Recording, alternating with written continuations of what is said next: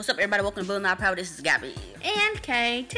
We're back with another episode. Thanks for checking out our last one where we finished up Black Arm Joy.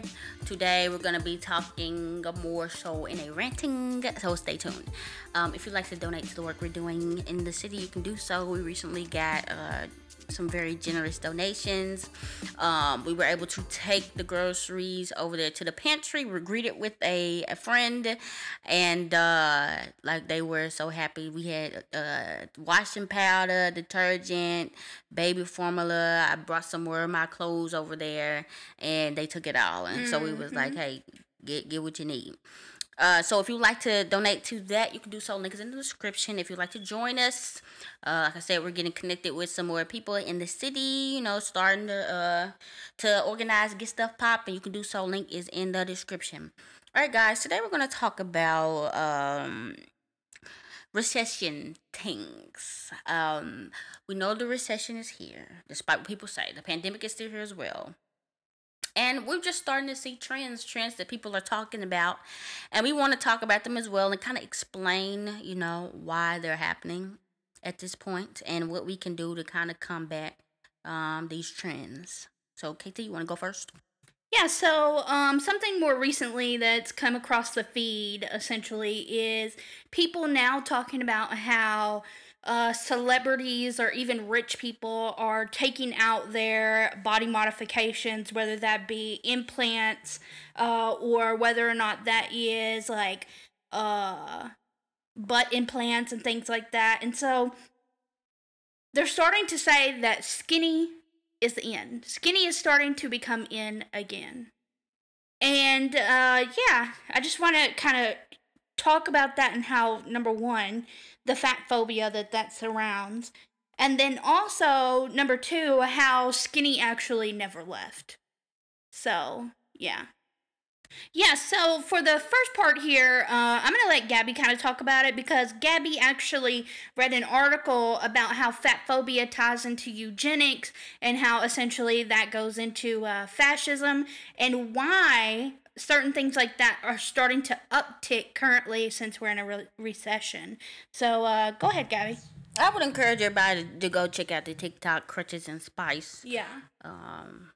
She's a disability advocate, and she has a lot of good history on this types of stuff, and that's what really got me interested in seeing the correlation. So we know, or for people that don't know, Eugenics was this program in which America was trying to create the perfect human, you know, that wasn't disabled, wasn't black, was the right height, the right weight, the right eye color, everything. So yeah, that ties in with fatphobia because we know that even now a lot of stigma around fatphobia surrounds, you know, they say it's for health, but it's really about looks. It's really about aesthetics, which is why, you know, the fitness industry isn't about health either. It's all about aesthetics. It's all about having the perfect body. It's all about looking thin. It's all about looking strong and looking like you can do things, even though you probably can't because you are starving yourself. So with this recession, we know that fascism, the governments everywhere are starting to, you know, just dig in a little bit deeper into the already current fascism because people are still looking around and these politicians, there's still nothing has really changed for us. I mean, we can go outside, you don't have to wear your mask and stuff like that, but economically people are still doing bad and it's getting worse. So what do governments do historically? They tap into the fascism. It's not the government's fault. No. It's not the government's fault. It's inflation. And inflation, that's y'all fault too because y'all be asking for too much money for your jobs and all this other stuff. And the healthcare, you know, you're paying so much in healthcare. It's not because of the doctors and the hospitals and the insurance companies. No, it's because of these disabled people that's putting out all these resources and these fat people that's getting all this money from the government. That's the reason why your premiums are so high, and that's why you have to pay so much. So that's pretty much what it is. And that's why, you know, you see now this transphobia uptick in the not uptick. I don't want to say uptick because it makes it seem like it wasn't there, but just overtly, like going out of their way to just be transphobic, going out of their way to be racist, going out of their way to be classist. It's all a distraction because they know people are getting fed up. So yes, I didn't know anything too much about how the skinny is in. I did see some people talking about how, a lot of these typical quote unquote plus size brands are starting to use smaller models to Right. model the clothing. And now there's a curve side, like a toward curve. Did I hit it right? Yeah, so basically, Torrid, Lane Bryant, if you don't know, they are plus size brands, quote unquote, and they essentially carry very, very high sizes for fat people, super fat people, things like that. Um, Lane Bryant and Torrid, both of them, not only are they now, but they have forever essentially been using smaller models or mid-size models that aren't necessarily fat or that would not necessarily fit into their super fat sizes and instead would fit into their more tinier sizes. And like I said, this isn't something new, but this is something that's gone on forever, and they're only like pushing it even more now, so that we're in a recession and they need these quote unquote smaller people to purchase their items, right? So yeah, I'm not sure about the torrid curve, but I'm sure that's something to do with, if they did make something like that, then it would be something along the lines of like they're offering like bigger sizes, Which they are which supposed to be doing. they're already supposed to do. Right. So as far as, yeah, we can definitely say that's a part of marketing too. They're trying to expand their customer base. I don't see why they would need to, but hey. Something else that that all ties in with is ableism, and a lot of people. For a lot of people, COVID has been disabling. Right. In various ways. Some people have been bedridden for months. Some people have lost functioning in certain body parts and all types of stuff in their brain. And so now, we talked. I think the beginning of this year about how the CDC lady was like, well, the people that are dying now is because they have comorbidities. It's not because that's not healthy people. So it's really like a way to kind of emphasizing that, oh, I'm healthy, kind of emphasizing, oh, I'm skinny. It's kind of like, I'm not like those other people. I made it through the pandemic still looking good, still able to do this and do that, and I'm not fat. I made it through the pandemic, and I still have a good body, a good face, good skin to show for it. And I feel like that just gives people just one more thing to have them keep playing the game, to have them keep caring about this capitalist system, because they get to have a little bit of power over people and be like, I'm skinny. I can fit into these skinny jeans. Y'all can't because y'all was at the house and y'all was eating food and doing stuff like this. But I have the discipline to starve myself, and so now I can wear all this fashion. Not even. I want to say not even starve myself, but they have because I feel like that goes into like EDs and stuff like that. But they had the ability to continue their gym workout. They probably didn't lose their job because their job allowed them to go remote work. So they had less risk of getting COVID. They also, since they didn't lose their job, poverty was no longer a play. So they kept being able to eat the same foods that they were eating pre-COVID and things along those lines. Like, really, classism has a lot to do with it. Yep. And it's not about, you're saying, well, I got to starve myself into. No, I don't think it's that. I think it has a lot to do, it has more so to do with the fact that these people still had funds, they still had access, they still had the privilege to be able to go and do the exact same things they were doing before COVID came around. No, and so the people who didn't have that pre-COVID, where do you think they are now? Where do you think the people are that had comorbidities pre-COVID? What happened to them after COVID came?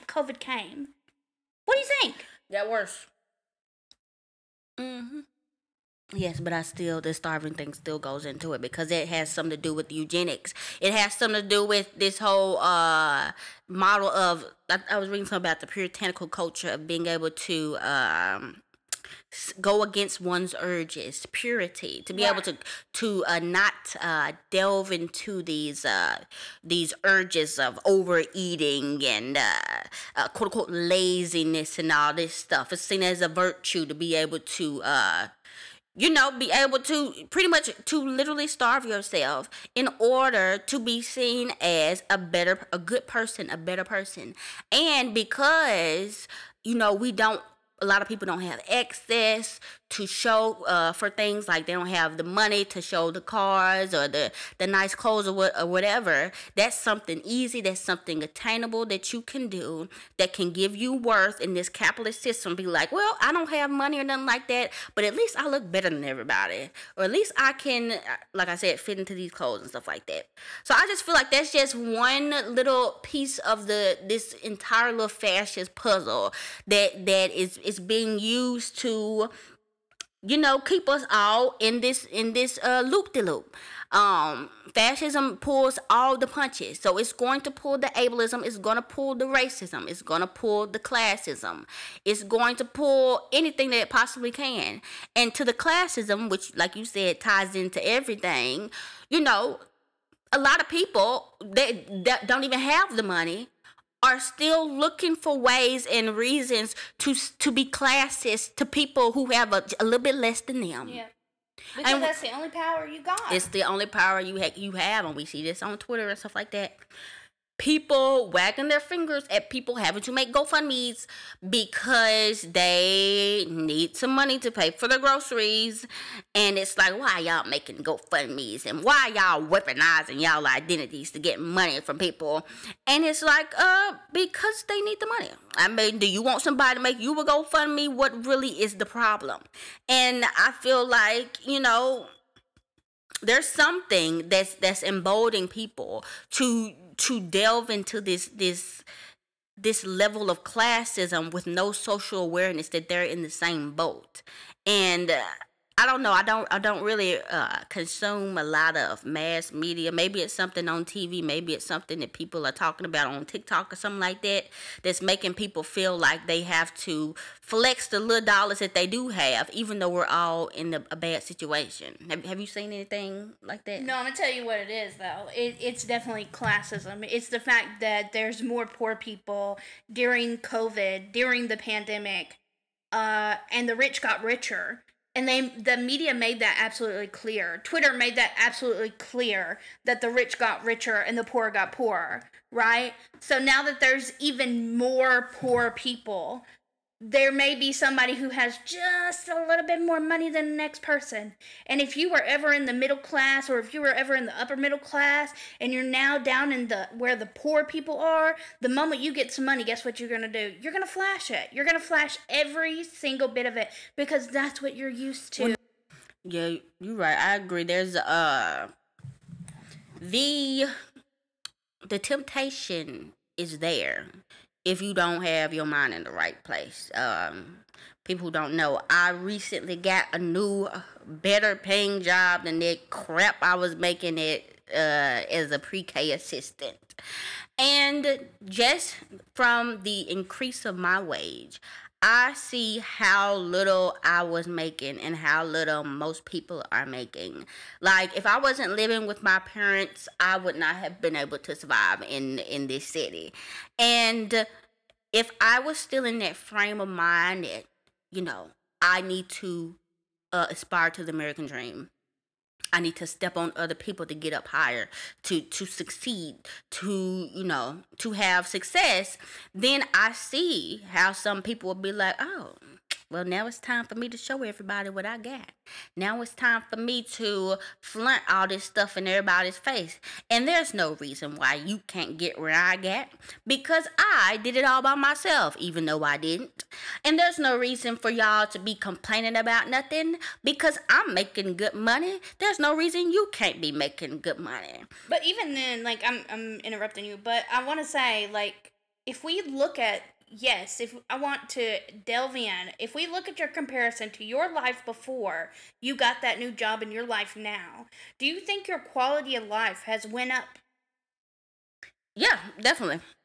Yeah, and I do too. I think your quality of life has significantly improved down to even the benefits that you get just for working that new job. Like, and I'm telling all your business, but Gabby even got like a discount off their new apartment.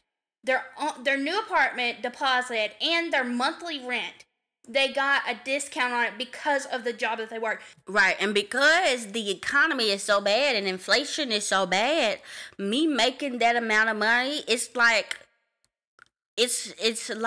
I am like really doing something because nobody is really making money in this city. And like I said, if I was still in this capitalist frame of mind, then it's like, well, I'm better than everybody. I'm better than everybody. I can put my nose down at everybody, even though if I lose my job today, I'm back in the same spot.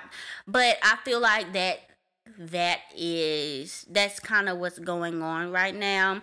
If we think about the black girl luxury or the luxury stuff or the soft life or the trad wife, it's like it's almost like a gaslighting for people who don't have the money to say there's no reason why you shouldn't be living like this. And for the people who do have money, instead of getting them to think about, okay, why is nobody else making money like you?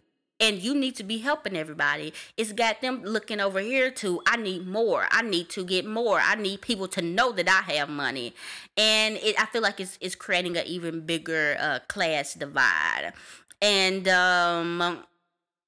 I only see it getting worse because we can't even talk about capitalism anymore. Everybody done with that conversation that's old, that's tired. It was a fad thing people were talking about, anti-capitalist. Now we're back to buying the bags. Now we're back to listening to the music. Now we're back to going to the concerts. Listen. When I say the interesting dynamic that has completely changed on our Building Our Power Twitter, it went from being extremely anti-capitalist at all time with the people that we were following to now these same people we were following are retweeting information about the Teflon bags, Rihanna putting out a new Fenty whatever, Beyonce going to her concerts, buying her tickets up. Like, was it just a joke to y'all? Yeah. All of this was just a joke? It was a fad. It was a fad. Now people can go outside. Like I said, for the people that's making money, you can ignore it. Go outside, spend money. And I feel like that's another reason why, like, all this manufacturing consent of COVID being over and not having to wear the mask, it's just another way to get people to think that things are better. Even though a lot of people's wages are not increasing. No. At least you can go outside. And COVID isn't over by any means. Like, no. People, there's still upwards of like 1,000 plus people that are dying a day from COVID. And then, of course, like Gabby was saying at the beginning, they're always saying, well, they had comorbidities. Like, of these people, majority of them had comorbidities. Okay, so fucking what? They were fat. That doesn't mean they deserve to die. So fucking what? They had diabetes. So fucking what? They had high blood pressure. So fucking what? Who fucking cares? They did not deserve to die just so that you can go outside and spend money on a bag.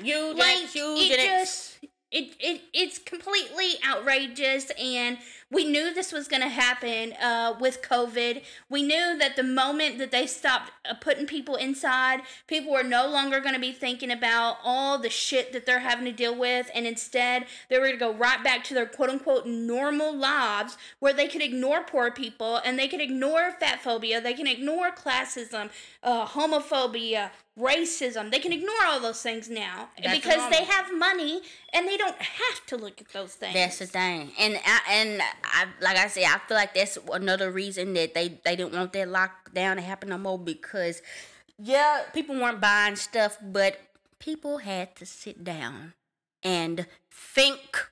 The TV, they couldn't watch no more TV. They get tired of the TV. They get tired of the Netflix. They get tired of the Wii. the Wii. The PlayStation 5. They had no choice but to sit there and think about life and think about how all this shit was made up. And then you had people that were easier to, organize. People that were easier had ears that were ready to listen to this new information because things were bad. Yep. Now the illusion is back in play. You go to your concert, you get your luxury bag, and everybody's talking about luxury, everybody's talking about COVID's over, get fit, eat right, do all this stuff, and everybody is back to normal. All them people that said they were protesting, they're not going to perform for the NFL, all them people that said they weren't gonna support this brand, all these people that said they weren't gonna vote no more, all these people are on campaigns, they're performing at the Super Bowl, they're doing all this stuff again because it was a fad and a phase. And I feel like for us, that learning tool and that learning point needs to be what we talk about, the difference between mobilizing and organizing. A lot of people were mobilized.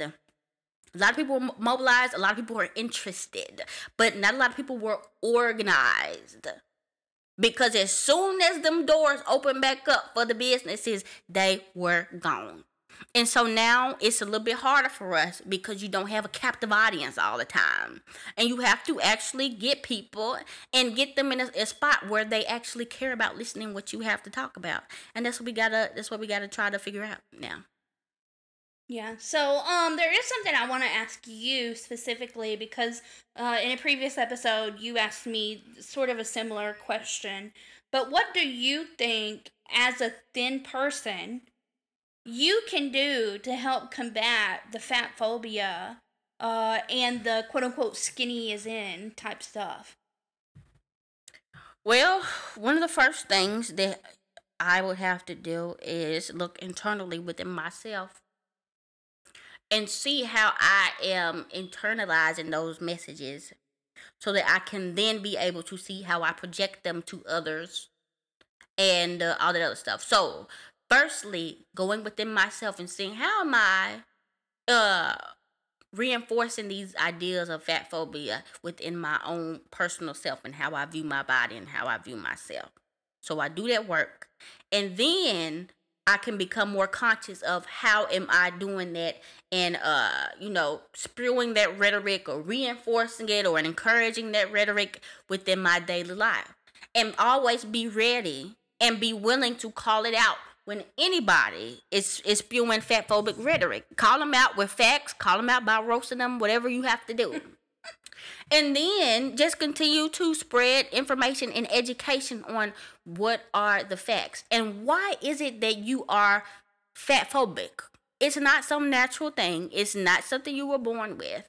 Break it down to what is the purpose of fat phobia in this capitalist society. It's a purpose to divide. It's a purpose to reinforce this white supremacist capitalist model and to be for and in support of fat phobia.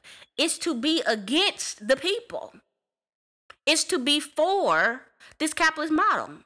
And so, I mean, that's pretty much all it would have to be. Just me educating others, continuing to educate myself, and continuing to call out the bullshit. And, when we have the information, relay it to y'all. That's it. Yeah, so I pretty much agree, other than, I feel like, with fat phobia, it's important that we're figuring out, like you said, why we're feeling that way, but then also connecting it to white supremacy. At the end of the day, everything essentially wraps back around to white supremacy, the quote-unquote American dream, the Stanford wife, the blah, blah, blah, blah. Everything ends up wrapping right back around to the white supremacist standard model nuclear family of what things are supposed to look like and how things are supposed to go. So, really, what's going to be most important for us as people to combat fat phobia, to combat classism, racism, things like that, is going to be looking at it, like you said, connecting it back to white supremacy and saying, Absolutely. How am I? How are the people I'm around? How are they contributing to these things? And what can we do to stop it? Yeah. And something real quick that I just thought of, thinking about fatphobia, thinking about anti-blackness, thinking about all this classism stuff, is, again, this makes it harder for us to organize, because if you have a group of people, like if you have people in the disability community, which they're fighting for it, saying we need to make more than however many cents they make an hour at these jobs. Mm-hmm. In an ableist world, in an ableist country, they're not going to get much support. No. Because in our brains, they deserve that little amount, because they're not like us. They're not able-bodied. They're fine. Hey, you better figure something out. In a fatphobic world, fat people talking about the medical malpractice that they experience, the discrimination at the workplace, stuff like that, them not getting paid the same amount, economic issues of working class people, we don't care about that. Nope. Because you can go over there and lose some weight and you won't have these problems no more. Black women, or black people in general, talking about their workplace problems and all this other stuff, and them not being able to afford food, them living in food deserts, them living in economic hazardous places. In a white supremacist world, I don't care. Literally. You better figure something out. This is your fault. You can pull yourself up from your bootstraps. So, yes, this fascism stuff is intended for a purpose, because this is the right time for us to be organizing together and fighting this system and starting the doggone revolution. But if we're all caught up in the classism, and I'm better than you because I'm not fat, I'm better than you because I can afford a bag, it's going to be like this until, the recession is over, and then we're literally back to 2016. 2016, 2018. And it's time to vote again. I mean, they're already pushing that. So. Yeah. But yeah, I mean, this was definitely a rant episode. It isn't a complete thought. We'll make sure to add some things down in the bottom. Definitely. So, yes. We're fighting fatphobia. We're fighting all these phobias and isms, because we have to do that first before you can do anything. So, yeah, these aren't trivial issues. They're very important issues that we need to be fighting against every day. Okay, so if you would like to help us in the work we're doing in Memphis, passing out propaganda, filling up the community fridge, talking to the people, passing out. We're going to start, when it starts getting cooler, passing out the care packages for the homeless with the hand warmers and all that stuff. You can do so. Link is in the description. If you'd like to join us in Memphis and join us in the work, you can do so. Link is in the description. This has been Gabby. And Katie. And this has been Building Our Power.